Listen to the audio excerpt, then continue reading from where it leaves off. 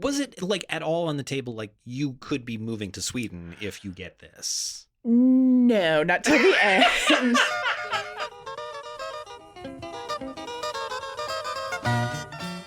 Welcome to Did I Do That? It's a podcast about graphic designers making mistakes. Because when it comes to making just about anything, it's all part of the process.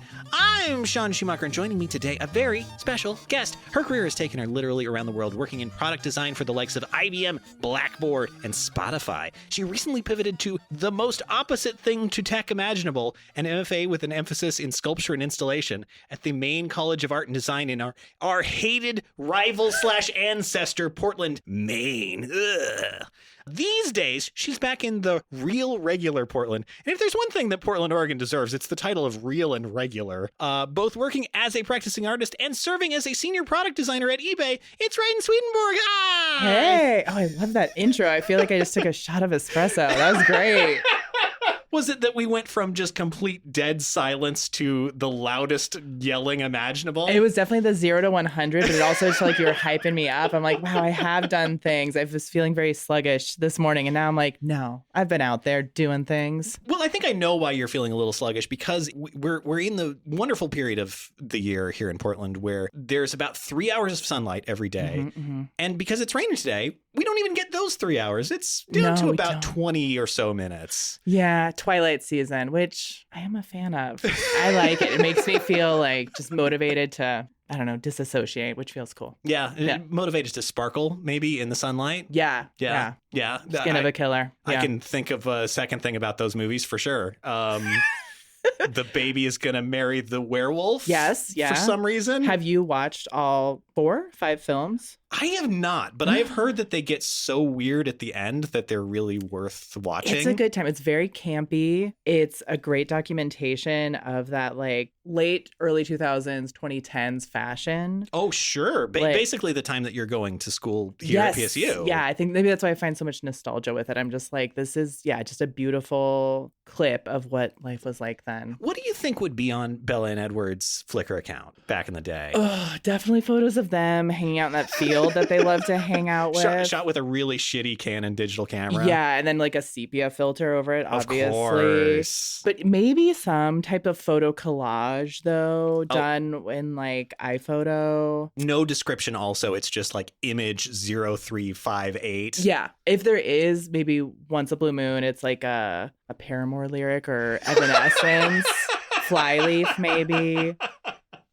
But yeah, just them being obsessed with each other in a way where if I were either of their parents, I would be very concerned. Oh, 100%. Different time, I guess. Yeah. I mean, they'll dye their hair, they'll go to the Paramore concert, and eventually they'll grow into Wilco fans or something like that.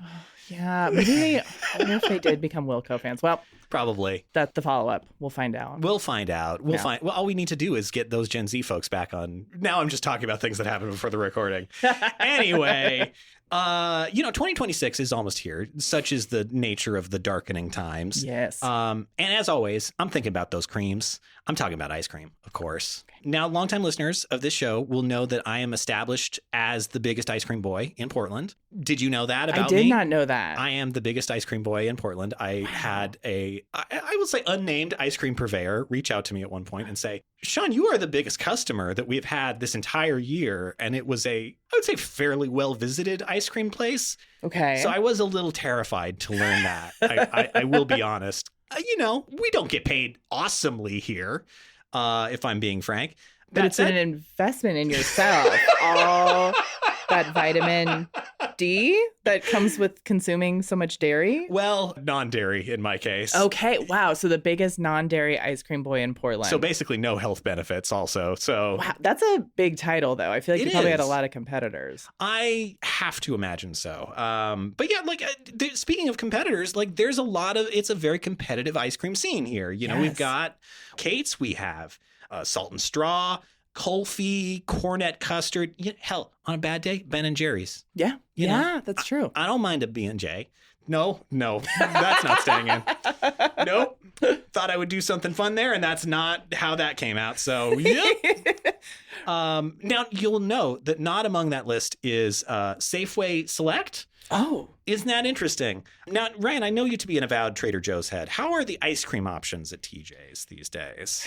I'm going to be honest. I've been taking a little TJ's break, I would say. Oh, really? I am back now that I'm back on the West Coast. I'm back to being Fred Meyer's and Safeway. Wow. I didn't realize how much I missed them. And now that they're accessible to me again, I'm back there. So Maine is really TJ's HQ, some might say. TJ's very popular there, but I think also just after, because I lived in Brooklyn for a while, and after going to Trader Joe's in Brooklyn, it's a real experience. 100%. Especially going to Trader Joe's in Brooklyn during like the pandemic, like that stays with you and ruins some of the charm of it. Yeah, that would do it. Yeah. There's few places that are more crowded just in general than a Trader Joe's. So when you're having to stand 6 feet apart from someone in a store that is 200 square feet generously, that's a problem. Yeah, there was one time, I think this was 2021, maybe end of 2020. And I was going with my partner at the time and we literally got turned away. They're like, we're not taking in any more people. Like we didn't make the cut for the line to Trader Joe's. And that was a real bruise to my ego. I mean, I'm sure it was for the best because the line was like around the block. Yeah, that's no good. Yeah, so I'm back to Fred Meyer's and Safeway because, also I miss Tillamook. Now that's fair. It's back in my life. So Tillamook ice cream, I love. It's the one that has all the cherries in it. Oh. It's kind of like a fancy name. Van Leeuwen? Possibly. I'm guessing by your face, probably not. Maybe, but yeah, I'm happy to be consuming Pacific Northwest dairy again. Yeah. So, but like Tillamook, that's a brand I didn't even think of. But yeah, they're up here too. So I'm taking it you're not diving into the many options at your local Safeway for Safeway Signature Select ice creams. I can't say that I am a big Signature Select head, but I'm gonna be open to it now. You've really opened my eyes to the potential of all the different ice cream that is out there. Oh, well, I will say maybe this will even open things even more because Safeway Signature Select is making a big move on the Portland scene.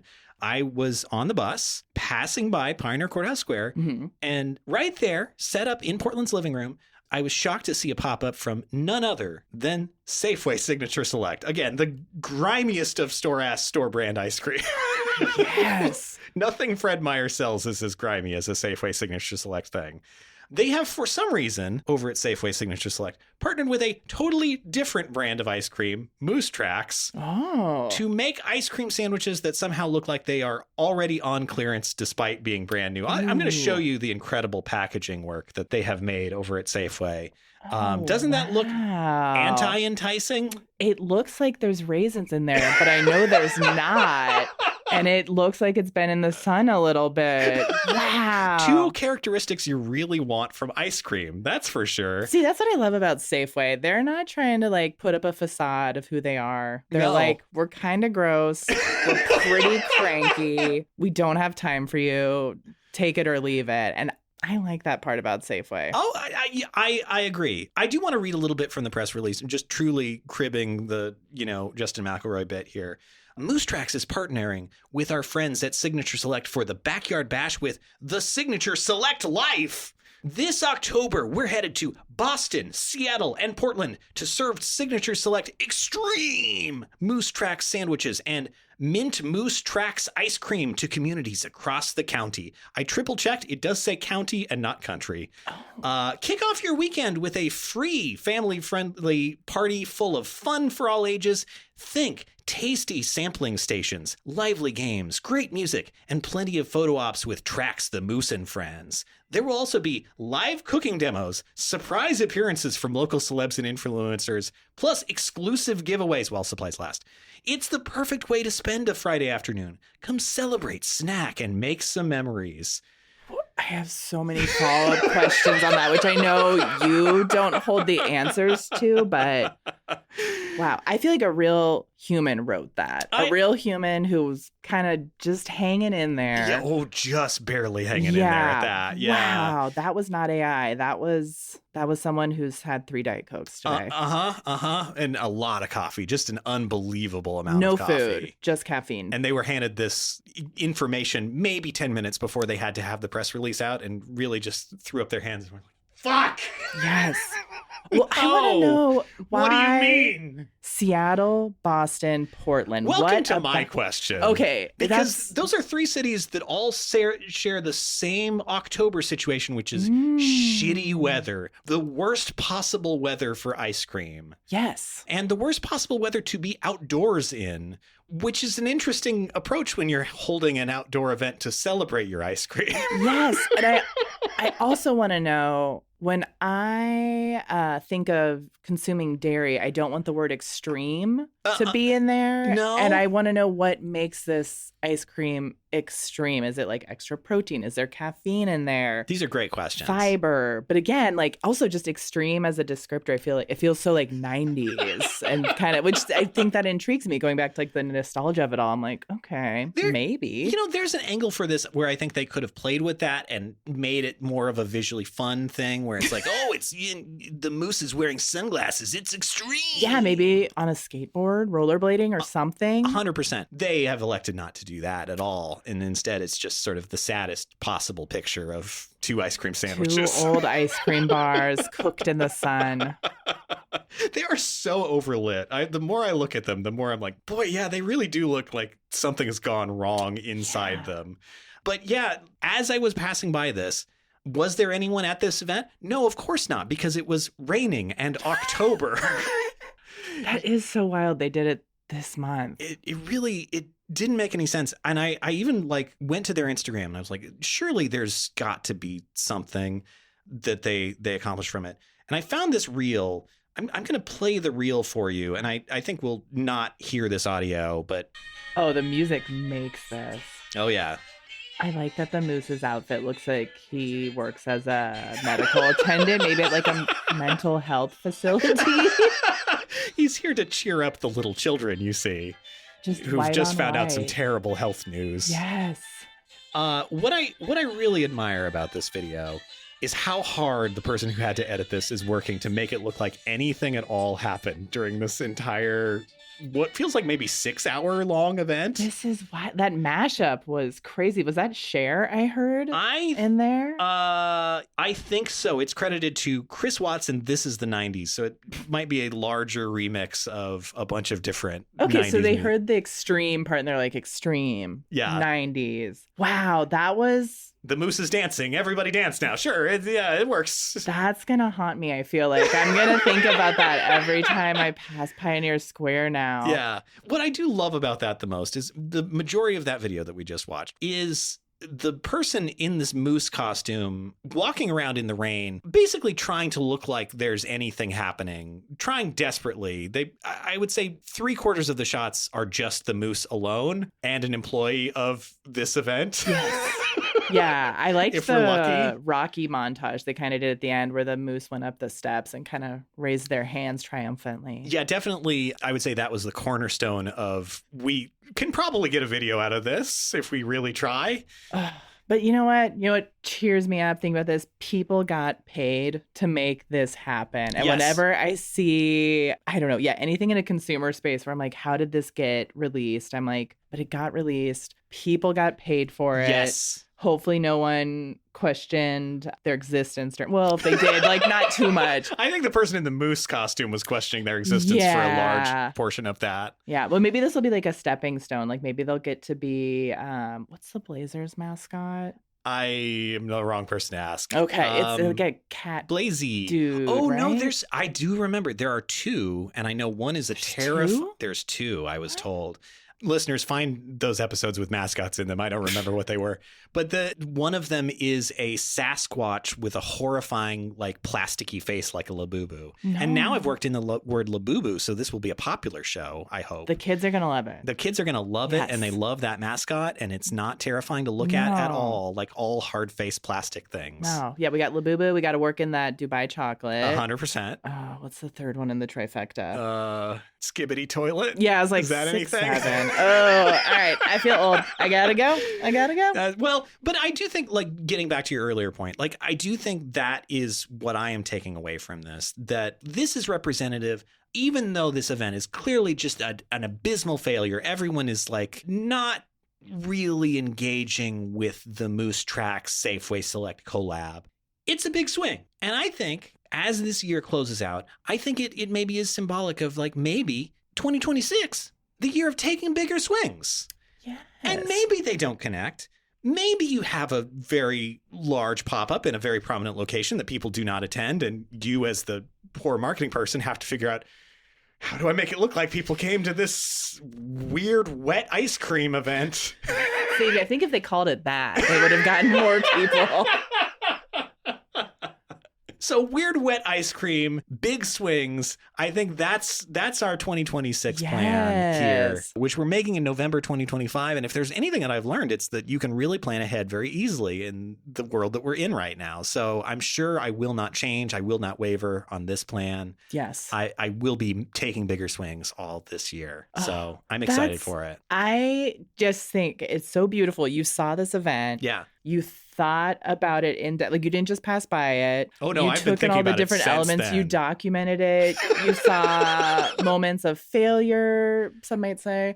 Learnings that maybe the staff who put it together will move forward with, stuff that you're going to move forward with. And see. Yeah. Like maybe let's not plan all these at the exact same latitude in, the rainiest time of year if we're having an outdoor ice cream event. Maybe. I have to hope they had like extra end of year budget and they're like, listen, we got $10,000. We got to use it ideally before end of November. Yeah, the moose is going to sweep this money if we don't use it. Yes, exactly. Yeah. And again, yes, someone got paid for that, and that makes me happy. Next time, though, maybe they should just buy an office chair. Still, bigger swings. Office chairs are good, too. For 2026. Yeah, big swings. But, Ryan, you did not come here to talk about this incredible Now event. I want to dive deep in.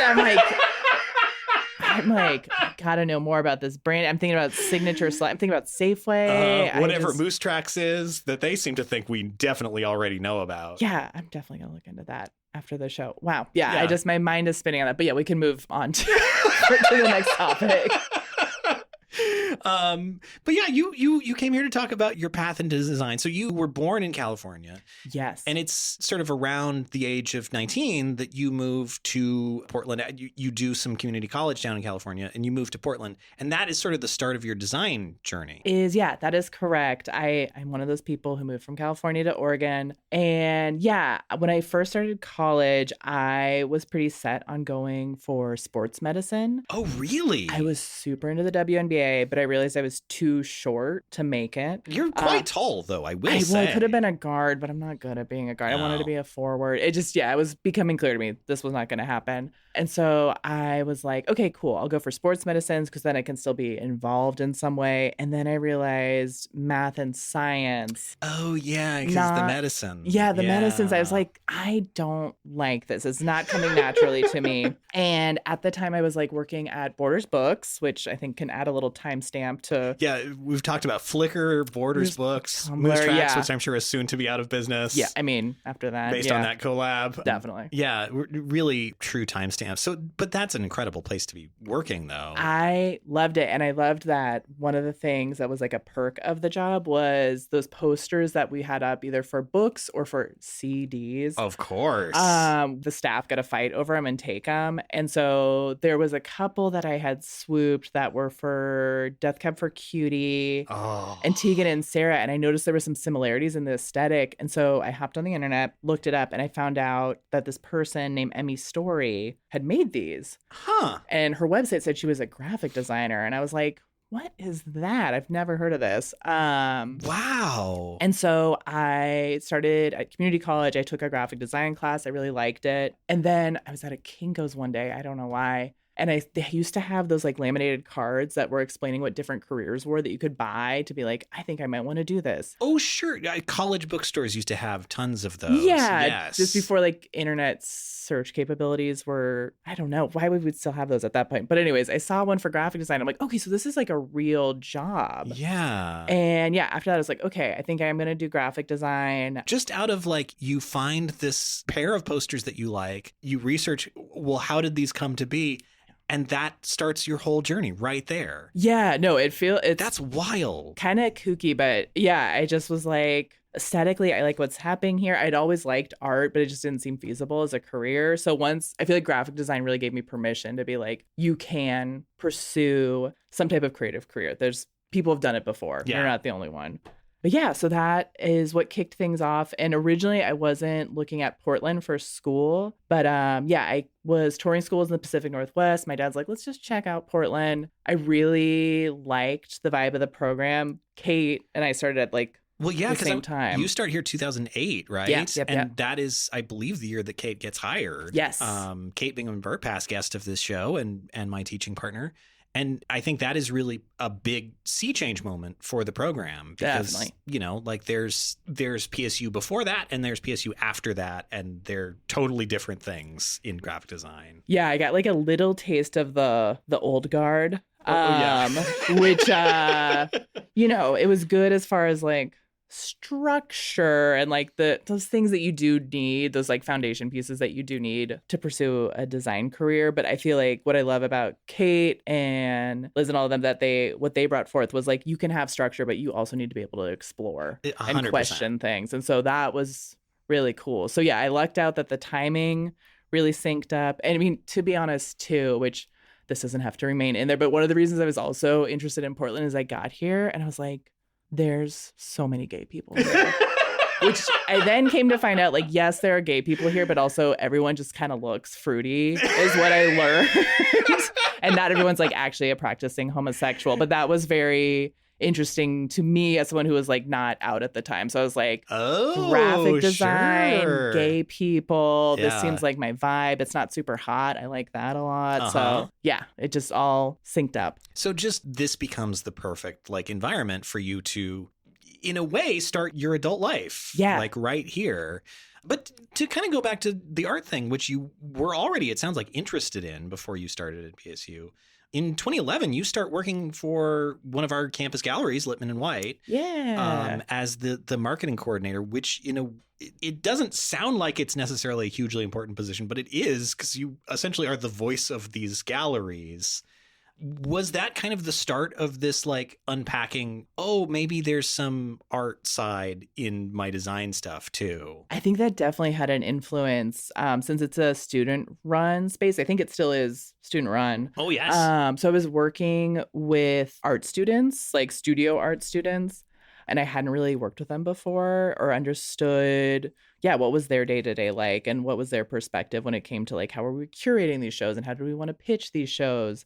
And so I learned so much about, I feel like, the difference between studio art and design. Yeah. And it felt really accessible. Like before, I think art with a capital A felt like it was on this pedestal that I was like, well, it's not really for me. I'm not that kind of creative person. And so getting to work with my fellow students who were coming from a different lens when it came to like the making process just opened up so many things, and seeing that we could come together, make these shows, bring in these artists who were exploring themes that I really hadn't considered before. Yeah, it was just really exciting. And yeah, I got to go. I think there was at one point we went to like an arts education conference down in LA, and it just expanded it just expanded my understanding of like what can art be and who gets to participate in art. Yeah, and that's a fascinating thing to be realizing early on as a designer too, just what those differences are. But it's also interesting to think like later on you go back and you kind of revisit that other path, and you know, just that connection ends up happening with some delay to it. Towards the end of your career here at PSU, you get an internship at Big Giant. Yeah.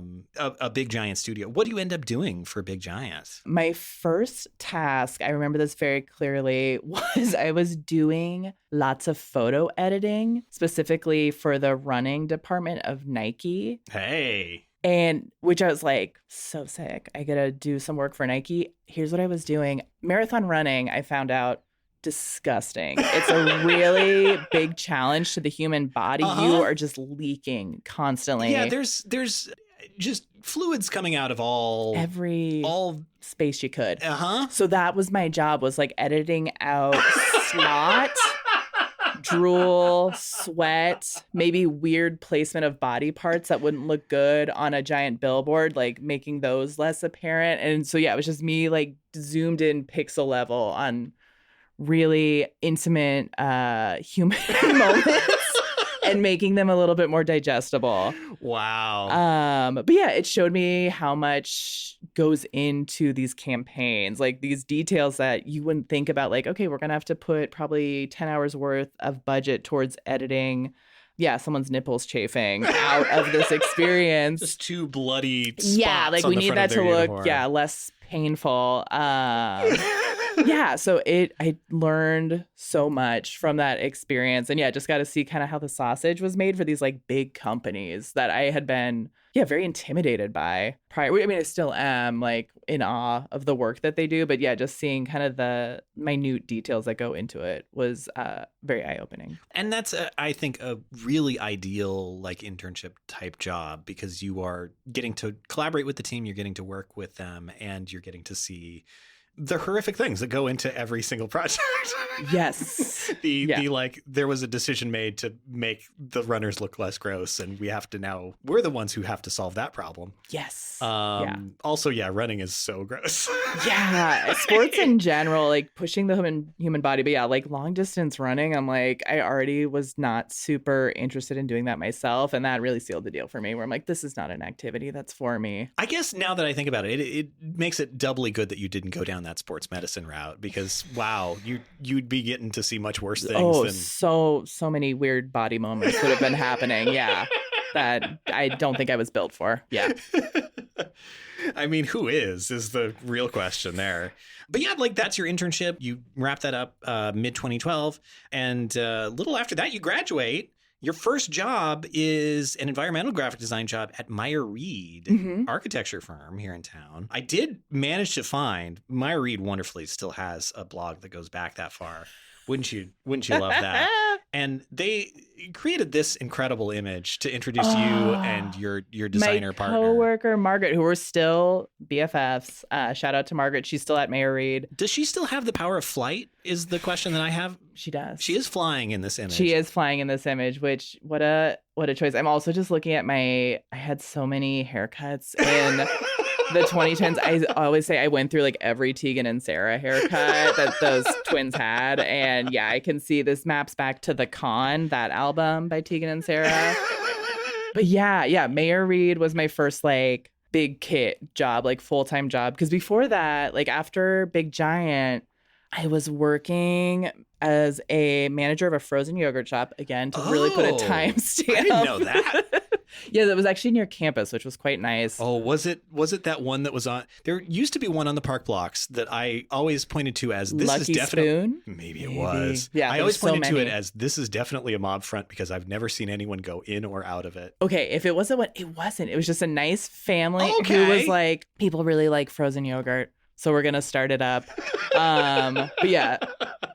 So I was managing that, and then I was working a contract job, 2 contract jobs for a moment there, where I would work. My first contract job, I was doing, I think, some more photo editing and like making decks for a smaller agency from like 8 to noon. And then I worked at Meyer Reed part-time for a little bit. So I'd work that from noon to 5, and then work the Froyo shop 5 to like 11 or 12. Wow, that's a packed day. Yeah. And so I was grateful when Meyer Reed brought me on full-time, because I was like, I can't keep living like this. It was even like 23, 24-year-old me was like, this is a lot.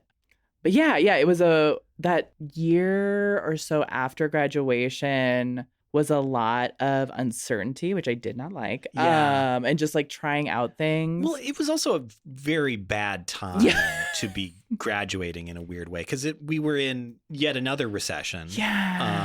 And, everything was compressing again. Jobs were hard to get. But like that you could figure out how to piece that stuff together into like, I can survive on this. Like, that's impressive. Yeah. I mean, I made it work. I think Portland also, especially at that time, was such a good like training wheel into adulthood city, like especially like pre-Portlandia, Portland. Like, my housing, which came with like, I had a studio space, and my roommates and I had built out a wood shop in the garage. I think I paid like $350 a month. Incredible. Which was delightful. And I didn't have a car or anything, but I mean, I tried some things that ended up not working out. I think, it was probably a year after graduation. I did the Oregon Tradeswoman program, which was super awesome. It actually helped me get the job at Meyer Reed, but I was like, maybe graphic design is just not going to pan out. and I'll be a carpenter. Yeah. But that's like, I mean, talk about a very stable, well-paying job. Yeah. But also, I mean, Oregon Tradeswomen is a very like long-established, incredible program. Yeah, so grateful for that because, yeah, we learned not only like how to build, but we were doing training as far as like the math side of things and like the physical stamina that you need to do those jobs. And it was like a group of women. We were all like different ages, different backgrounds. Like some of us had an undergrad degree. Some of us were fresh out of high school and just like not sure what they wanted to do. Or some of them were like stay-at-home moms who were like, I got to get back to working. So it was such a great mix. And I learned so much. And it also just made me less afraid of like using tools and making things with my hands. So very grateful for that experience. And Mayor Reed liked that I had some knowledge of like the building process. Sure, that and like makes understanding total sense. some blueprints and things like that. They liked that was part of my background. So it ended up working out pretty well. Yeah, because I mean, for the listeners who don't know, environmental graphic design, you are essentially designing objects that are to be built. Yes. So you have to really be thinking like, there's nothing flat. Everything is three-dimensional in some way. Yes. So how are you orienting it in space? How are you like engaging with it as an object? Yeah. How are people going to approach this? How are they going to try to maybe destroy it or learn more about it, I guess is a better way to put it. Well, I was going to say some of the work that you do during that time is for TriMet and our local transit agency. And yeah, that's always stuff that's somewhat destroyed. Yeah, somewhat destroyed. You also have limitations as far as, laws around what materials can be used. Yeah. So Mayor Reed was great because I really had to like consider so many different factors. I was building out these like spaces or these objects. Yeah. So like some of your other clients, Third Angle New Music, Legacy, Emmanuel Health, Oregon State University, City of Newburgh, Nike, King County Metro. So like you're getting a whole bunch of different kinds of clients doing essentially like three-dimensional design for. How do you then take what is, I think, a very physical practice and translate it over to your next job, which is at IBM working in visual design, this purely digital space? Well, I saw a couple things happening. I was starting to get interested in how technology and physical spaces were interacting because we were starting to dabble in that a little bit at Mayor Reed, but I wanted to dive a little deeper. And so I was like, maybe I should look into UX at the time. I would, classify it as UX design. Well, and it's like that was barely even a term. Yeah, I think I had like one UX class in undergrad and we did like some coding. Yeah. And so I was like, I want to dive into that. I think I probably called it web design then, but I was like, I'm interested in that. It was the style of the time, you know? Yeah. I was a quote unquote web designer. We've all been a web designer before. Yeah. We've all been a UI designer, UX designer. Yeah. Back in my day, we also had to do the development. Gosh, yeah. It was a lot of work. I had like flashbacks to like, coding class here. And I was like, those were some rough websites. But yeah, I found that like there was a lot of overlap between environmental design and UX because you're trying to help a user get from like point A to point B. Oh, yeah. I wouldn't have thought of that, but that's totally true. Yeah, you're helping people navigate physical spaces and you're helping people navigate digital spaces. Yeah. And, you learn in both those spaces that it's very rarely going to be a linear path, even if you play it out that way, that people are always going to find a way to kind of weave around these things you make. To Family Circus Jeffy it, you mean? Yes. Yeah. Oh, good throwback. That's for our younger listeners. There used to be a comic strip called The Family Circus. It was in a newspaper. It was in imagine every day a piece of paper. In fact, several of them, printed quite large, were delivered to your doorstep, and you would read 2 or 3 sections of it, probably the comics mostly, and then it would go in the recycling bin. And it was a great use of everyone's time and money. Yeah, every day. You'd get a new one every day. Somehow that funded incredible journalism that we can no longer fund, and I can't quite wrap my head around why that could be true. Because they were only charging like 50 cents a paper or something like that. Damn, that is true. Well, at least we still got Moose Knuckles IRL. Moose Knuckles? Moose Tracks? It's definitely not Moose Knuckles. They should pitch that. I feel like that might get people. It's like going back to like the wet ice cream weirdness. People are gonna be like, what's happening here? Just slowly subvert the brand until it's just truly like broken. I gotta pitch this to Signature Selects. I'm like, guys, we just gotta get more absurd. Yeah, maybe we found your next career pivot right here. Yeah. Oh, I'm gonna go to Safeway later today and be like, I need to talk to the branding department. And they're gonna be like, no, this is the Safeway on Broadway. Yeah. We've got stuff to do. Well, welcome to Psycho Safeway. There's no one here that wants to engage with any member of the public. No. We're so afraid. Everything's bad at this point. Yeah. The downtown Safeway, I will say, They have now expanded the special locked up section to be, I would say, roughly 80% of the store. There are, I think, 4 aisles in total that are not in the special locked up section, which I wonder if it does get any bigger, will there just be 2 layers of entry and exit? Yeah, I just think at this point, I thought we all agreed last year that that approach doesn't work. No one wants to buy anything. No one wants to come in. No. What about scanning your receipt in order to be allowed to exit? That doesn't seem like it would be a problem, say, at a fire or anything like that. Yeah, I was like, well, Costco does that, and I only have a good time there, but... I don't know. I'm not such a fan of Costco's recent, like, weird police state vibe to scan your ID card. Now we need to check your thing as you go. Here's the thing. While you're waiting in line also. I'm a mooch, so I don't have a Costco card. And when my friends are like, oh, I think we're going to Costco, I'm like, don't let Costco hear you. This is what they've been hunting for. I've never been to a Costco before because I don't have a Costco card. But I don't know. I feel like I've always had such a delightful time at Costco, and I really don't want it to turn into a police state. That makes me so sad. See, already CVS and now Safeway, to take Costco too. Yeah. Well, and that's really working out well for CVS. They've never been healthier as a company. And thriving. will continue to exist into 2026 for sure. I feel like every time I go into a CVS now, I know I'm not going to get what I came for. No. And I go simply for the dystopian vibes. Where I'm like, what weird leftover like Halloween stuff from like 2014's in here? Yeah. Who works here? There's for some reason a Godzilla versus Kong t-shirt that's also locked up, and I have to get a manager to get out. Why? There's 3 nail polishes and maybe an ankle brace. That's about it. But I want to see what they've curated. I'm always curious how it's evolving. I mean, maybe this is a chance actually for Contemporary Art and CVS to collaborate, and we just have galleries that are just weird locked up items. Yes. But you get them out and they're wet or something like that. Something unexpected. Multi-sensory experience. See? Like this idea. We're idea people, I think, is what we're realizing in real time. Yes. Yeah, this is a beautiful idea. I feel like we're saving multiple brands in this episode. Just make it weirder, and not like in the way where it's like meme lord weird, like Wendy's or Taco Bell, where they're like, "Yeah, I said that." Why are people infatuated with the brand as an asshole? That is such a weird Twitter ass way of looking at the world. We did it. It's done. 2022 happened. We've moved on. And I think we just need to be shocked by the disgustingness that is human existence. We don't need to push being crass. Like, let people just see how disgusting being a human is, and that'll connect us. We'll feel closer to each other. Be the weird wet animals that we actually are. The weird wet ice cream in October in Pioneer Square. Come on down. We all feel like that. Oh, what were we talking about? I don't even remember. Oh, we were talking about your pivot. UX versus. This is a real show, everybody. I really am thinking about signature stuff a lot. This is going to stick with me the rest of the week. And I am going to go to Safeway because I do have to go to Safeway today. It is the closest grocery store to my house. I'm curious if they will even have them. I'll report back if they do. And I might buy them and see if they taste good or non-offensive. I mean, I will say that it's not Safeway ice cream, supposedly, that's in them. Gives me some hope that they might be good. I know Safeway ice cream to be bad. I feel like even as a child, I was like, this is not ideal. Yeah, but maybe this is just some weird, like, I don't know. We don't want to have our own name on this ice cream. And so we know you don't like that. So we put someone else's name on it. How about this?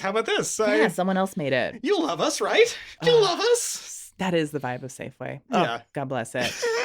UX design. But so I found out through one of my peers from PSU. Yes, Cameron Sandage. Yeah, he was like, hey, I know you've been talking about wanting to get into UX design. IBM seems to be doing a lot of hiring. They're kind of doing like a revamp right now. And I was like, IBM? Like, I'm thinking of like golf polos and just like checkout machines and like a typewriter. I'm like, what are they even doing? Men in ties with short sleeve shirts that are using computers as big as a room. Yes, exactly. And so I was like, I don't even know what they're up to. But I was like, all right, well, at least give it a shot. And like, what's the worst that could happen? I was kind of just expecting to like go through the interview process and like start to explore what the UX design hiring process was like. But I went through the process. I went down to the studio that they had in Austin, Texas, and I was like, oh, they're like really investing some time and some energy into rebuilding design at IBM, because design at IBM used to be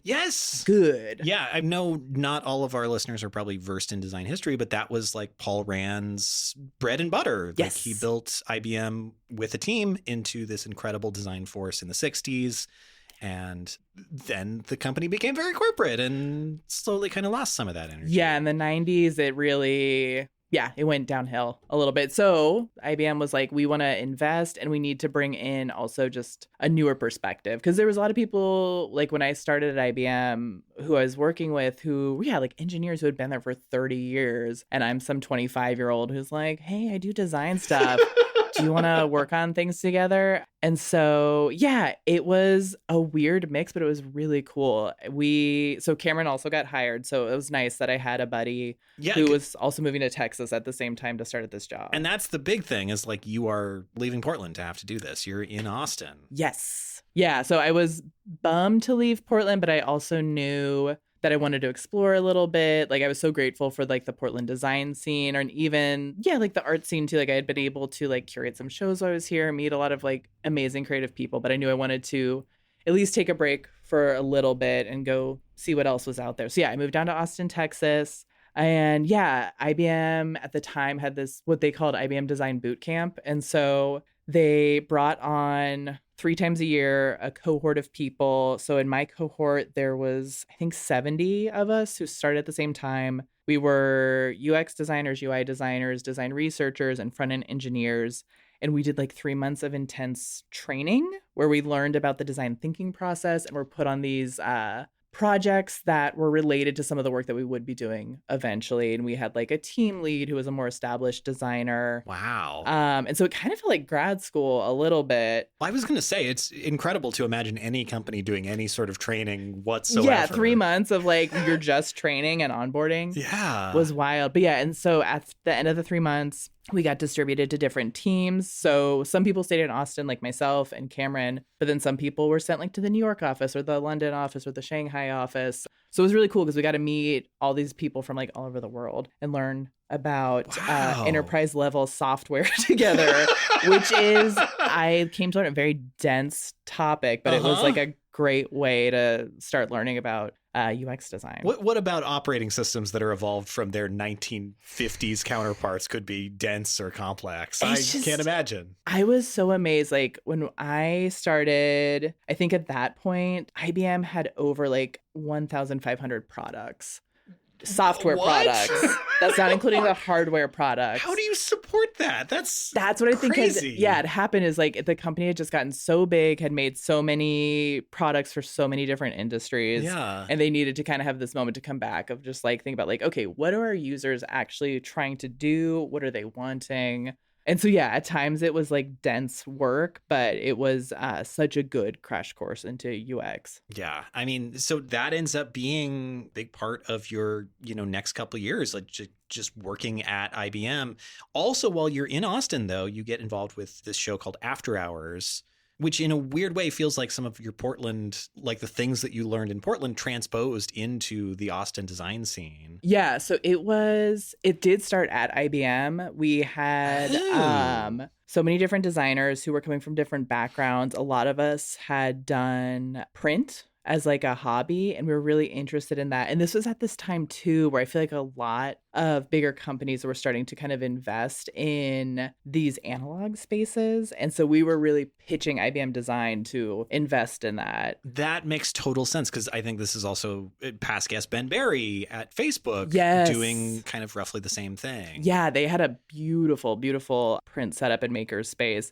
And so we eventually were able to get some funding for that, of just like a real bare bones setup of like some screens, a like kind of homemade setup to like burn screens and do printing. And it kept growing and growing. The company really liked what it was doing as far as like morale. But then they could also use it. They kind of had their own in-house quick and dirty print shop and branding setup, which was really helpful for events like South by Southwest things like that. So yeah, we decided we wanted to do a print show. Cameron was definitely one of the leads in that space. And so we asked IBM, we're like, we want to do this print show. We want it to be a fundraiser. We want it to serve beyond the IBM community and the more general like Austin creative community. And so yeah, we got it up and running, a group of us, and it was 40 artists would print 40 editions of these posters. We'd choose a nonprofit to work with. The theme would be based around that nonprofit. That's already a lot of complexity. It was, looking back, I'm like, my God. Why didn't we start a little smaller? But, 5 and 5. That seems like a good number in both departments. Yeah, looking back,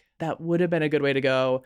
But I think we were all so excited and eager. And also Cameron being one of the leads, like Cameron likes to go big. Yeah, Cameron's not someone who likes to like build up. He's like, no, we're going all the way right from the jump. And it ended up working out. We were able to partner with some other local design agencies to give us access to like space to have the show. And it was really successful. And we were able to raise a lot of money. And so we kept doing it every year after that. And it was just a great way to bring together all these different creative organizations and different types of creatives too, not just designers, but like artists all in one space. And it got pretty big after a while. The last year I participated in it before I left Texas, we had such a huge turnout. We sold out so much of the work, and it was, I was really impressed with the team too, that we were able to run this like giant event just kind of from the ground up. It's a big undertaking just to do anything like that from like the logistics standpoint of finding a space.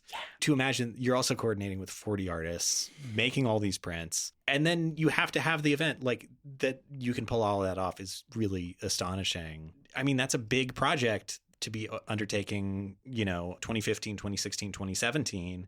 Your next pivot is you start working for Blackboard, also in Austin. Mm-hmm. Blackboard, makers of the titular learning management software.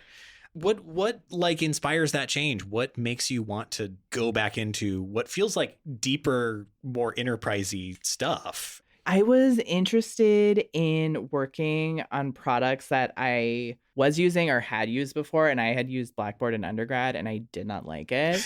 I don't know what you mean. Yeah. All learning management software platforms are so pleasant. User-friendly. But Desire to Learn, the one we had here. Who didn't love that? The name alone. How could you not? For those of you who don't know, Desire to Learn, the numeral 2 is in the middle of that name. It's not the word 2. It's the numeral 2. Wow. To think of the money that was spent to buy that product, that someone fine product. Got paid to make that. And again, that's what keeps me going. I was like, you know what? Even if I lose my way a little bit, there are projects out there that even when I'm my most unwell, I could potentially, be funded to make happen. Yeah, truly. Yeah. But Blackboard, I mean, I guess they're based out in Austin, too. Yeah, they kind of similar to IBM had decided to reinvest in the design side of things after getting a lot of feedback that people were not enjoying the product. Which is great. And one of my bosses from IBM and one of my peers from IBM had switched over to Blackboard. And so I chatted with them and they said, hey, there's a lot of work to be done. And I think a lot of the like foundation stuff that we did at IBM, this can translate pretty well if you're interested.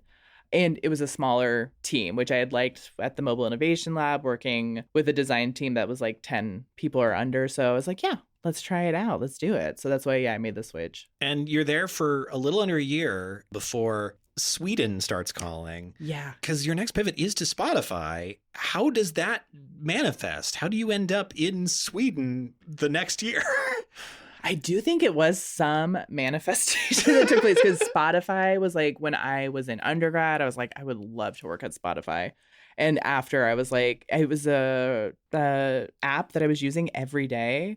And I was like, this would be so great to be able to work on this product. I really liked the director of design at the time, Rochelle King. She was really working the like design conference circuit. And every time she did a speaking event, I was always like watching it on YouTube and was like, yes, this makes sense. It was so focused around accessibility and finding joy in design and design as like an equal player in the product building process. Oh, sure. And she really spoke on design thinking a lot, which like I had drank in the Kool-Aid at IBM, and I was like, design thinking is everything. This will be around forever. Yes, never to be gone. But yeah, so I was really interested, and I lucked out, and a recruiter reached out and was like, hey, do you want to consider doing the interview process? At that time, I feel like in tech especially, there was a lot of times where you would go into the interview process knowing you probably weren't going to get the job. Yeah. But not getting the offer was like stage 1, and then you do it again. Like I did that with Google, where like I interviewed with them multiple times. Wow. Never got the job, but you're like, that's part of the process. It was deep girl boss era time. I feel like I'm so glad that has passed, but where you'd be like, I just did a 10-part interview. And you're they like, made you do 10-part interviews? Dear Lord. Maybe that is a little bit of exaggeration, but many steps. I've done close to that for like real estate firms, so I don't know. Yeah. We want you to meet everybody in the office. We didn't bother to schedule them, so. No more than 4 interviews tops, but that's my own personal agenda. Yeah. But anyways, yeah, I interviewed with it, not thinking much would come of it, but was just like excited to be able to like put my face out there. And they were like, seems like a big detail to leave out. Yeah, they were like, New York for sure. That's like where our US headquarters is. So if you do get an offer, it'll be New York.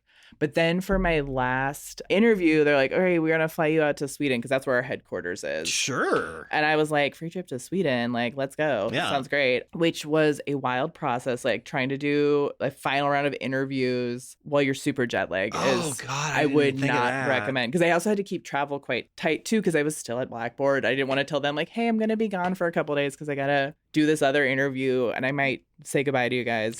So I had to like find a weird excuse for that. But yeah, so then at the last part of the interview while I was there in Sweden, they're like, hey, the job offer, if we do give it to you, it's going to be in Sweden. So you can kind of take it or leave it. And at that point, I had been in Texas for 4 years and I loved so many things about Texas, especially the people, but the climate was also, I mean, the heat, but also the political climate was really starting to kind of get to me. Yeah. And I was like, well, I guess I could move to Sweden. Why not? My last name's Swedenborg. Like the most opposite of both of those things you could possibly get. Yeah, Texas and Sweden are so different in every way possible. I learned upon arrival. Yeah. But yeah, like Swedenborg, so you're in a weird way going home? That's what I told us. I was like, I've been to Europe before. I'm part Swedish. Like, surely this will be like an easy onboarding.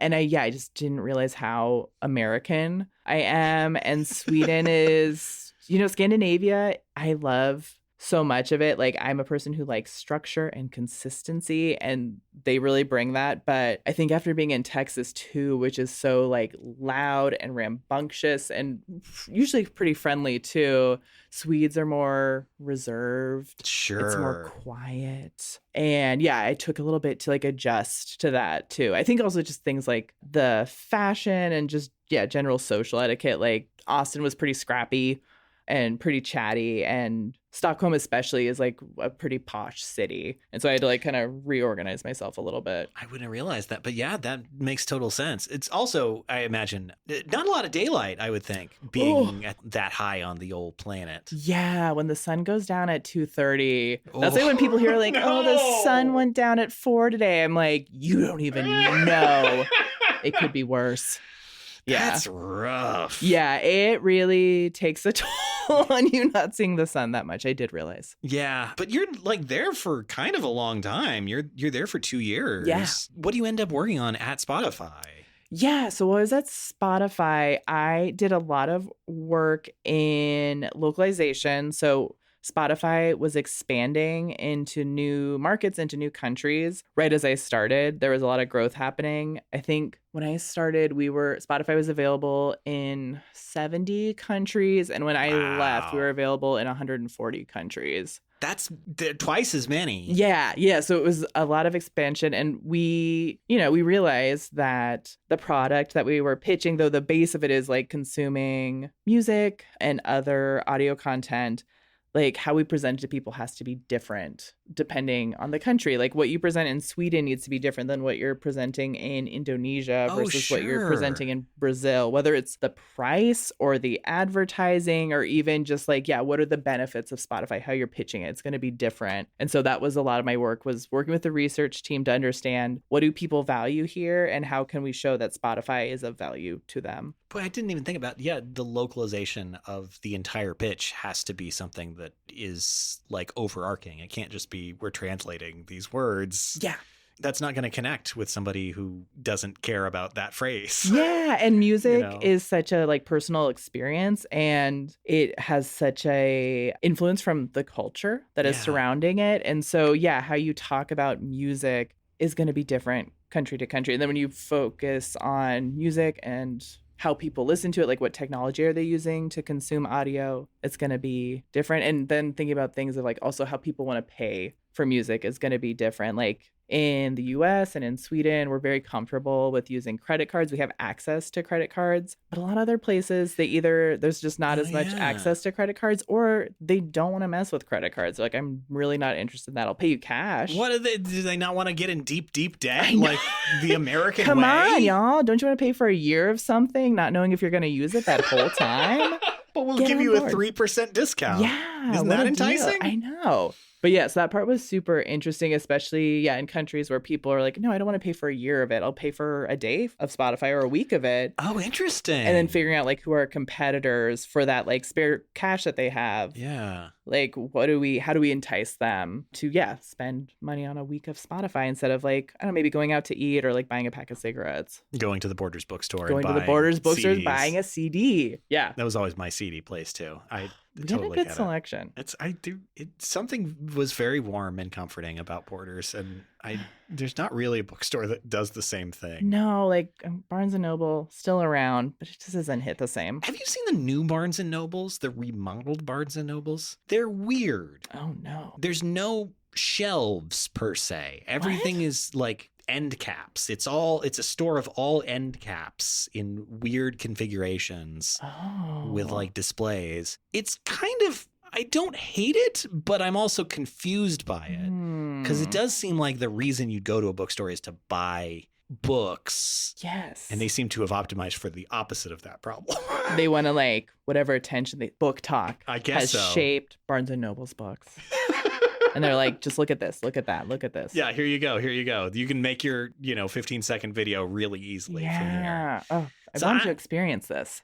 As far as I know, every Barnes & Noble in town has been converted over except for the Lloyd Center one. Which I just found out last week is a Barnes & Noble outlet. Yes, that's a recent change. I did not know that. I think that's maybe them saying, we don't want to change this one over, and so we've come up with a new brand for what this is. Yeah, I always skim past it because they have a CD section, and I'm like, I need to take a look at that. And what a magazine section they have too. I didn't even think about the last of the magazine section. Yes. Oh, okay. I'm going to Safeway and I'm going to Barnes & Noble today.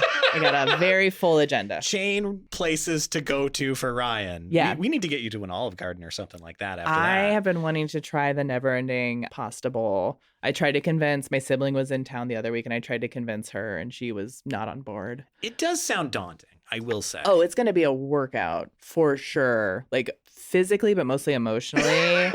But I want to experience that. So yeah, hopefully by the end of 2025. How many pasta bowls do you think they will serve you before they actually put a stop to it? Like, is it 5? No, I've seen people on TikTok who've hit like 12. Really? Yeah. Well, here's the thing. They start with the first bowl is a big bowl. Okay. And then every bowl after is a small bowl. Oh, so they're like, okay, we slow down. Hey, yeah, slow your roll. Like you can have like a small bit. And then if you want more, you can. But no, I think the limit does not exist. Interesting. And if it does, I haven't heard of it yet. That does make me think maybe they should just make each bowl smaller until it's like a shot glass of like fettuccine Alfredo. They bring a platter of nothing out to you and they say, no, this is your next size bowl down. It's just, you've reached the end. It's 3 microns across. So, if you can get out your electron telescope or a microscope, then you can totally see it. This sounds like another interactive art adjacent experience, like the CVS wet objects in a glass or plastic case. I feel like we're really onto something here. Hit up the Portland Art Museum. We got some idea. Hit up Pica. Yeah. We've got a pitch. We totally have a pitch. Yeah. But yeah, so you're working at Spotify, and March 2020 rolls around. I'm curious about sort of the order of operations here, because you do get a promotion and you move to Brooklyn. There's another thing that happens in March 2020, and I don't know. Which of the things happened first? Which of the things sort of was the cause of the other things, or related? Yeah. So flashing back to March 2020. So I got promoted to a new role, new team. And it was going to be based in New York. And so they're like, April, May, we'll get you to New York. So this is like early in the year. This is already decided. Yeah, so it's already... The looming cloud is forming on the horizon. Well, things are feeling a little off. And so, they're like, we'll ship you back to the U.S. April, May. And then, things started to pick up momentum. And so we had to move my move date, just because there was a lot of uncertainty if I'd be able to get back into the U.S. Oh, yeah, because you would have been stuck. Yeah. There was that one point where, Trump was pretty much like, if you are a U.S. citizen and you want to be back in the U.S., you got to get back by this date. Yeah. And so, it really fixed everything. We never had any COVID We here. were good to go after that. Do you remember how we never had any COVID in the U.S.? Isn't that great? It works perfectly. So chill. I know in New York, we were having a real mellow time. Seems like y'all were over here in Portland. The vibes were just, we're coasting. Really what a normal year it was. What a normal year it was. Yeah. But so I came back to the U.S. a little bit sooner than I expected. Yeah, it was myself and a bunch of other confused, sad Americans on this plane from Stockholm to the JFK airport. The new Stockholm syndrome. Yeah, it was such a weird vibe, such a weird couple weeks. Just kind of like rapid fire packing up all my stuff and getting it shipped out. So I moved to Brooklyn. That first year in Brooklyn was very strange, but I say like the silver lining was I kind of got on board to New York on easy mode, like learning how to use the subway. Oh, yeah, I guess so. Yeah. And like navigating the city, like all the people who were maybe like had a second home in Connecticut that they were able to go to, or in upstate New York, like they all left. The city kind of emptied out in a weird way. Yeah. Like when I landed, my friends picked me up from the airport and we drove through Times Square and it was empty, which was crazy. Oh, yeah. The city was kind of sparse, but it also felt like people were really able to find ways to meet each other, which was nice. So as far as like building up friendships and just getting my understanding of the city, it was in some ways gentler. Some ways were really challenging, just like as the health crisis was going on. And also at that time, there were a lot of protests and the police were being incredibly aggressive, and watching that go on or participating in it was a lot, but it also gave me a lot of hope too. Yeah. At the same time. So it was a weird way to onboard to living in New York. I'm grateful for like the friends that I had and the people I was able to meet during that time. And that's when I was able to also start investing in an arts interest a little bit more. Well, I was going to ask, because you spend 4 years in Brooklyn and then you end up, we'll talk about sort of the hybrid year, it sounds like, maybe, that you had. But like art is your next pivot from that. But when you're in Brooklyn, when do you start to really like invest in this other side of you that you hadn't really explored, this like sculptor side of you? Yeah.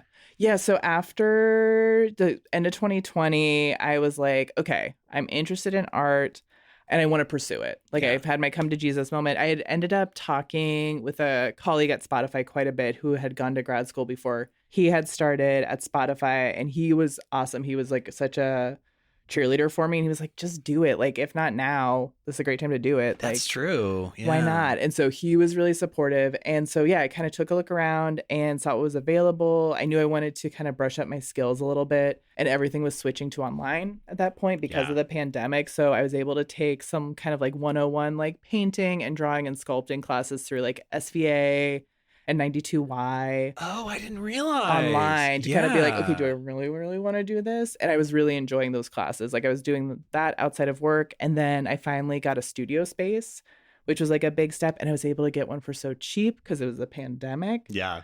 So I started just pursuing that more and more. And I think a big influence and like a big support system I found was through NYC Crit Club, which is this continuing education group that's ran by some amazing people. And they help people come together to like share out artwork and get feedback. And they have like a facilitator. But they also had a pre-grad school prep course that was super helpful. So yeah, I was just like, okay, I'm liking this. I'm like picking up more momentum. I'm meeting lots of people and I'm learning things. So I decided to apply for grad school to get my MFA in studio art. And I chose schools where I liked the work that was coming out of the school. What you got to do. Yeah, is to see like, does it seem like people are making things that I'm connecting with, researching the professors and seeing if there were some folks there that I was appreciating what they were doing or saying. And then I knew I wanted to stay on the East Coast. So I applied for schools in New York and some other states. And then I told myself, whichever one accept me and then gives me the best funding, that's where I will go. That's the way to do it. That's the way to do it. Because it is a very expensive thing, as I learned after the fact. But like there are so many schools that will give you a full ride or at least a large discount on your tuition. And if you like the work coming out of them, that's an incredible opportunity. But I mean, I also like think back at like way back at the beginning of your story when you're doing Oregon tradeswomen and like that, or even at Lippman and White, where that is sort of percolating back. And this interest is because you have time suddenly in Brooklyn, you get to play in that space again and revive those interests. That's pretty huge. But that's also a big decision to be like, hey, I have this job that has taken me around the world and back. I'm going to do this. And that kind of means I will eventually have to leave the job. Yeah.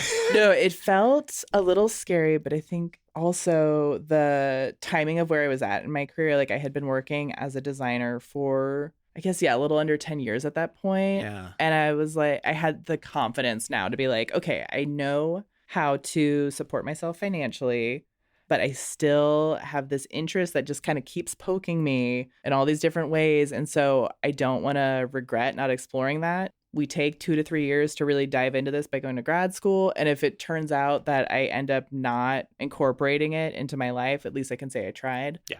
And I don't think I would have been able to do that when I was 24 or 25 financially, but also emotionally, I don't think I would have had the capacity to trust myself to be like, let's take this chance and like, let's have the confidence to explore this. And that's a much better way of doing it too. Like in a lot of ways, I was immediately out of undergrad, basically grad school person. And I wouldn't be here right now, probably, had that not been the case. But also I feel like the grad students who I've known who are a little bit better prepared are the ones who've lived a little bit more of their lives in between and can feel confident going in and like, oh yeah, no, this is really, really 100% what I want to do. Yeah. It's super useful. So yeah, like you do kind of a hybrid year where you are both working at Spotify and doing your grad school first year remote. Which I wouldn't recommend working full time and going to grad school full time. Yeah, they usually recommend you not have a job during that time. And I did check. They also recommend that at Maine College of Art and Design. Yeah, they did. But I told myself I was going to work for the first year, save up a little bit more money, and then go full time for the last year of school. And one of the reasons I really liked the Maine College of Art and Design was the fact that I met a lot of the students before I enrolled in the program who were working. They had a variety of ages in the program. That was one thing, is I didn't want to go to a program where it was going to be only people like in their 20s or early 30s. I really enjoyed that as like millennial in grad school.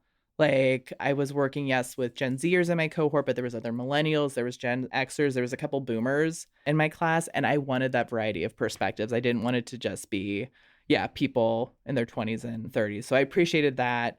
And it, made me feel like, okay, well, one of my cohort members is like working as a nurse full-time or working as a teacher full-time or a professor. So I think I can do this.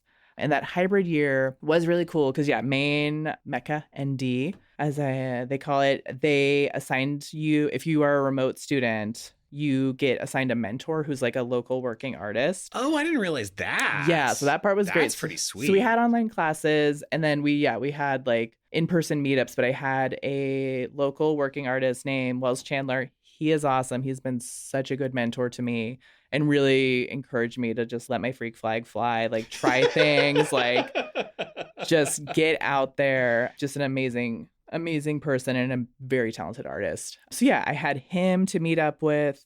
I was still involved with NYC Crit Club too, so I was getting feedback from them as well.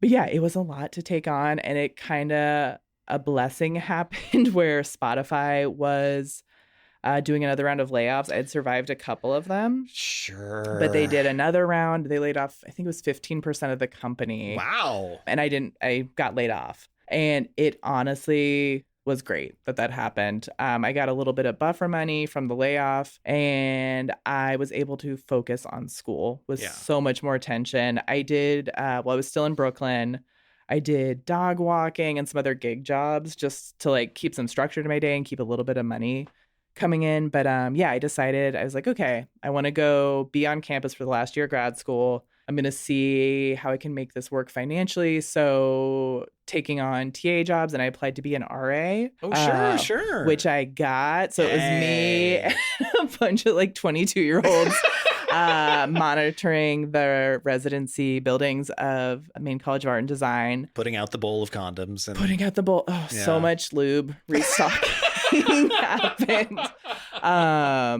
But yeah, it was wild. Yeah, I was one of the RAs for the freshman dorm. Oh no! Which I got. You couldn't pay me any amount of money to be near that. Yeah, no thanks. Would I do it for another year? No, but I got my own room. I got my own bathroom. I got my meal plan included, which was pretty dope. Okay. Yeah, I got to bring my cat. Was able to come with me. And since it's like Mecca is very special. It's such a small, sweet school. It's been around for a really long time. And yeah, the students, like it's not a very rowdy place. So there was really not too much I had to deal with as far as being an RA. And I think also the kids were just like, who is this weird old person who's living with us compared to the other, like I feel some of the other RAs, like, because those are their like direct peers, the other undergrad students. And so they're having a lot more day-to-day interaction with these people that they're trying to be like, please don't drink in the dorm rooms or please don't vape in the elevator. Whereas I was, with my grad cohort, and I think the age difference also helped create a nice barrier between myself and the residents. Well, I was going to say too, like you have the weird advantage of like you are essentially their teacher's age in many cases. Yes. And so that's a pattern that they're already familiar with. Of like, oh yeah, this is an authority figure. Yeah, and for some of them, I was like their TA in their class already, so they knew that the space was there, which I think was really helpful. Because my colleagues, my fellow RAs would just be like, someone messaged me on Instagram and like called me a bitch, and I'm like, not me. So yeah, it worked out quite well in that way. So much drama. Oh yeah. But I mean, to go back to letting your freak flag fly, I feel like that's a necessary part of everyone's grad school. Do you remember any projects where you were in particular doing that? I hadn't expected to dabble into like any type of like performance art, and especially so the way the program's set up, there's 3 terms each year. Summer term, everybody's on campus in person for the summer schedule. So we're all there coming in all over the country. I was going to say that's very unusual, but thinking about Maine, that's also probably quite necessary. Yeah. Yeah. I mean, it gets dark and cold there. But yeah, during the summer, Maine is kind of similar. Portland have some overlap in that, like, I feel like during this, can you believe? I can't. Shocking. But yeah, like during the summer, the city has a very like intense, usually pretty cool energy, but just because like the sun is back out and people are like, we got to do stuff. So it was weird to be there and be so heads down in school during that time. But also, I think they kind of fed off of each other. But yeah, so during the summer, it was a lot more collaborative because everybody in the cohort was there in person, and we were doing a lot more experimental kind of stuff during that time. And we're just working a lot quicker on projects. So yeah, I did some like documented somewhere, some performance art that did include like objects that I built, but it was also collaborating with other people. But yeah, just working on projects in general where there wasn't like a set solution, and the point of it was just to explore. That first year, I was very uncomfortable. Oh, it's terrifying as a designer to be thrown. Yeah. Because I think I had the same experience of like, you want an outcome, right? Yes. And like the whole critique, you're like negotiating like, but what the outcome you want is what? Yes. What is the outcome you want? And Yeah. yeah, like it's such a weird headspace shift. Yeah, I really felt like I said that when I was doing my interview process for grad school. Like, I want to rewire my brain. And that is what happened, where I couldn't think of things in this kind of linear path of like, okay, we're noticing a problem. Here's the insights we have. Here's our solution. It's more so of like, here's things I'm interested in. Here's the ecosystem I see myself engaging with. And here's what I kind of learned from that exploration. But there's more to it. Yeah. That's not the end of it. And also what I'm trying to get across kind of doesn't matter also. Yes. It's more how they're perceiving it. Yes. Which is a funny thing to think about as a UX person too. Like that is often how things manifest, even though you kind of don't want to think of it that way. No, it's so true. We're like, yeah, I had to move away from like, yeah, when I'm working as a UX designer, I'm like, well, this was successful because we got the data points that showed that like X amount of users went through this path. Therefore, we're good to go. I had to, yeah, with studio art, you have to be like, I chose to go this path because this interested me because of these reasons. And you're having to really kind of like stand not on your own because you're acknowledging the environment that is shaping you. But yeah, you have to be like, I chose to pursue this not because there was data backing it up, but because it sparked my interest because of these reasons. Yeah. Which can feel terrifying. It's truly all qualitative. Everything's qualitative. Yes. Yeah, exactly. Yeah. Hard to make that work in the larger world. Yeah. So the work that you end up doing for your thesis is kind of more assemblage, connecting with the absurd and comedy. It is sculpture, but it's like kind of sculpture that is a little twisted. Yeah, it's dark and twisted. I'm the edgelord of sculpture. Yeah. I'm not. Please don't. Yeah. I mean, you can include that, but I would like it to be known I do not think of myself as the edgelord or the dangerous bad boy of sculpture. Well, then now you've got two titles. Now, isn't that even better? Just like how Moose Track's Safeway Select is extreme. It is extreme and family friendly. So family friendly. Yes. Please bring your families. Please, anyone at all, show up. Please. Go to Pioneer Square. Go to Safeway. Go to Boston in an alleyway where we've set up. Yes. Up at the cobblestone. Okay. Besides the point. So charming. Yeah. But yeah, like, I mean, what inspires that final? Because it is also this weird thing of like you're selecting, this is the work that is going to represent my time here. And it's often a larger project that takes most of that last year. Yeah. How do you end up like landing on, okay, this is the thing. This is how I want to pursue it. As I was doing my research for my thesis, which, yeah, you have our written thesis and then you have the physical installation, I kept thinking about design thinking and that iterative process. And at the same time, I was thinking about many different theories. I was thinking about queer theory. I was thinking about assemblage as a theory. And I'm like having flashbacks to my thesis defense. But yeah, just the Council of Elders. Yes, literally. Like, truly, I think people don't realize how those defenses actually work, where you are literally standing in front of your 3 reviewers or 4, or however many it is. Just word vomiting and then answering some questions. Yeah, they're asking you at times hostile questions. Yes, yeah, you gotta, it is an experience. I think I remember at the end of mine pointing to a corner of the gallery and saying, well, this is where you can set up the guillotine if you really want to get this over with. I like that. There's a certain French Revolution panel of judges vibe to it. Yeah, just aesthetically, the whole setup of it. Like the whole time they're like, you guys don't have anything to worry about. Like just go out there and say what you need to say. But I'm like, the way this is set up, how can my nerves not be racked? But yeah, so I was thinking about, all these things kind of coming together.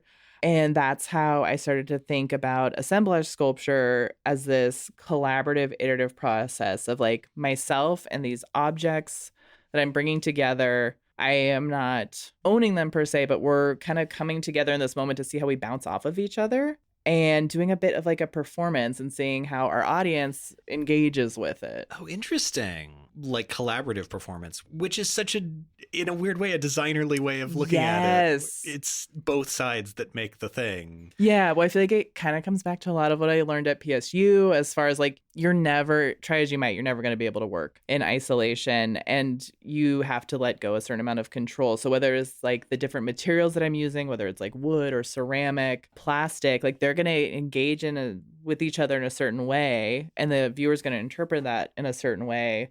And all I can do is make note of that and make my own pivots from there if I so choose to. But yeah, that's why I was looking at performance, and not performance as like being untrue or presenting like a false reality, but more so like acknowledging all the different elements, whether it is the audience, the space itself, the objects, and the way that I'm curating them. Yeah, just doing that in a way that is acknowledging of all those elements. Yeah. You graduate, you get your MFA. Yes. And eventually you find your way back here to Portland. And I think part of what reminded me of you is you actually have a show in a abandoned space in downtown, Old Town Portland proper, the former Compound Gallery right now. And that is, I think, very similar to work to what I saw from your thesis show. Yeah. Yeah. I would say aesthetically and then the process as well. I will say the post-grad school burnout was real. Yeah. And so when Lauren from Elle Gallery, she's the one who helped set this up with the No Vacancy project, when she reached out, part of me was like, I don't even know if I know how to make art anymore. Like, what is art? But then I was like, okay, we got to get back in the rhythm in some way. And this could be a good opportunity for that. So yeah, when I signed on, I wasn't really sure what I was going to make, but a lot of it was just due to the constraints of what I had available. Yeah. I had just moved into my apartment that I'm living in now. I'd been staying with friends before that. I didn't have a lot of my materials left. And so I kind of just had to like look around and be like, what can we do? And then factoring in like the history of Old Town, and then the space, like Compound was a gallery that and a store too, that I really enjoyed when I was in my 20s. So factoring all those things in. Like a hugely important part of the Portland design scene at that time. Yeah. Like, monthly shows, including for a long time curated by also past guest of the show, Jason Sturgill. I was going to say that's how I found Jason's work was through, he had a couple of shows there and then he was, working with that space. So yeah, such an important hub. So yeah, when I found out that was the space I was going to have, I was really excited. And it also felt like a sign that like it was good to sign on to this show was meant to be. And it's kind of like connecting my personal history now that I'm back in Portland. Are there any other, like over the course of your career, like any other design mistakes that you can think of that you would want to? So many. Yeah. I mean, I feel like when I look back, when I look at like a theme in the mistakes I've made, because there are many, whether it was in undergrad, like I know Kate will vouch for that like I did a lot of learning through like trial and error and mess making. But then, as I entered into like the professional realm and as I took a dive into my artistic practice, I think when mistakes are made, where I cringe at them a bit are when I didn't ask for help or didn't ask a question. Yeah. That's so often when, the case. Yeah. Because it's all about like, every time it's all about ego at that point where I'm like, well, I can't ask because then someone will think I'm stupid. And then Lord knows what will happen after that. And so that's when I look back and I'm like, I should have just asked and like, how do I do this? Or what is happening? Can you help me? Yeah. Like I think about when I was at Mayor Reed, one of my first like solo asks that my boss Kathy gave me, she's like, hey, can you build a 2-scale model of this building? No, I did not know how to do that. Sounds very complicated. It was. And I should have said, hey, I'm like more than happy to do this, but can you guide me? But I didn't want Kathy to think less of me, which Kathy's a very nice person. So it's not like she was going to like scold me for asking questions, but I felt like I needed to prove myself and I attempted to do it. I spent a couple days on it. And then I was like, here's where I'm at. And she's like, this is completely wrong. And she literally said to me, she's like, why didn't you ask for help? Oh, and that was kind of like when it really hit for me where I was like, you just have to ask questions and you have to ask for help. How far was it from what Kathy wanted? Quite far? Like not salvageable I mean, it was levels upright, of far? But okay. the dimensions were not correct. So we did have to start from square one. That's the one you really want to have right. Yeah, because we were looking at like a sculptural installation that we were doing in the middle of, I think it was like a hospital building. And so you need those to be accurate so we can make the numbers correct on like how much material do we need to order, like all these things that are key. Like, is it at a height where it's not going to hurt anybody? Yeah. There was no room for error and it was all error. It was all error. Yeah. But so I play that memory in my mind quite frequently where I'm like, whenever I'm like, oh, I don't know if I want to ask. But I think that's also one of those things that comes with age as I get more confident in myself. Yeah. Like, I've been at eBay for a little over 2 months now. And I think because I'm like, they know that I have experience. I know that I have experience. If I have a question, like it's probably because I'm new and not because I'm an idiot. And I just, need to get some help onboarding to this space. It truly is, because I think there is that fear of, feeling like you were making a mistake just by asking that comes with youth. That admittedly is not coming from nowhere. Occasionally you do get like the slap back of like, why are you even asking this? Yes. Yeah. But like you just become more comfortable in your own skin of like, I don't know. I don't know, man. Yeah. What is this supposed to be? Yeah. Well, and I feel like so many questions that like when I think back to when I was TAing this last year, when a lot of questions I got were not that people were confused, but they just needed permission. Yeah. And that's what I think with being younger too, is just getting someone to be like, yeah, you can do that. And so I feel like as I've gotten older, I'm able to answer that for myself of like, yes, we can do that. We can try this. It might fail, but we can give it a shot. I think that's, you know what? That's the lesson from the Safeway Select Moose Tracks collab. In action right there. You might fail. And if that's your product, you definitely will. But you're trying. You're trying, and we are talking about it. So in America's wettest cities. In America's wettest cities, the wettest ice cream. But also very dry for some reason. Yeah. I just that image of the ice cream bars really is going to haunt me. But yeah, great job, because we've spent a good chunk of the podcast talking about it, and I'm going to be thinking about it. Yeah. I'm going to take a look when I'm at Safeway today. I would love your report. Thank you so much for being here. Yeah, Ryan. Of course. Thank you for having me. Being back at PSU. Where can people find you if they want to find more about you? I would say I am still on Instagram. Who knows what'll happen in 2026. But yeah, I would say Instagram's probably the best place, or my website, Swedenborg.com. And yeah, I'm going to be bopping around Portland as I kind of like get back into the mix of the city. So art events, design events in Portland, I'll be there. Yeah. And I'm not sure when the No Vacancy show closes, but if it is still up when this goes up, which it was this morning, Northwest 5th and Cooch Street here in Portland. Yeah, up till December 1st. December 1st. Okay, so you have like a couple days. Yeah. Go check it out. Just hop on the Green Line, look at it, say hello. Yeah. Yeah. It's very conveniently located for many transit options. Yeah, and there's a lot of installations surrounding it by other artists in the show. But yeah, L Gallery also, who's running the No Vacancy project, this installation round. Definitely go check them out, because they are constantly cranking out new shows all the time. And Lauren, who helps run the space, or I think she is the lead of the space, is amazing. So, and I think it is just a fantastic project for exactly what we were talking about, of like making the city feel a lot more alive with art, which we really need. Everybody needs that. Yes. Thank you again, Ryan. And thank you to all of you out there for listening. If this is your first time here, please be sure to subscribe wherever you found the show. Or if you found it on our website, dididoThat.design, you can look around there and it'll link you out to a bunch of options for where you can. If you got a moment also, please rate, review, and share this show. I always like to tell people Apple Podcast reviews are very helpful, whether you use that platform or not. But what else is helpful is telling a friend. This has been Did I Do That? I'm Sean Schumacher. And as we always say at the close of every episode, did I do that? That's what we always say. Okay, bye.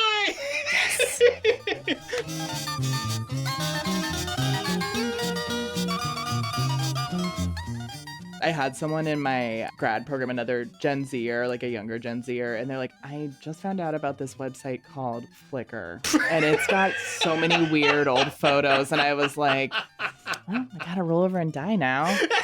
Like, I'm glad you found our ancient ways of documenting communication. That's very exciting. Yeah, I'm amazed they could decode the hieroglyphs to know what was happening on that platform. Well, to just like spend time sifting through the photos, I was like pretty impressed that they were like, wow, there's just so much like undefined stuff here. And I sifted through it and I was like, wow, that is impressive.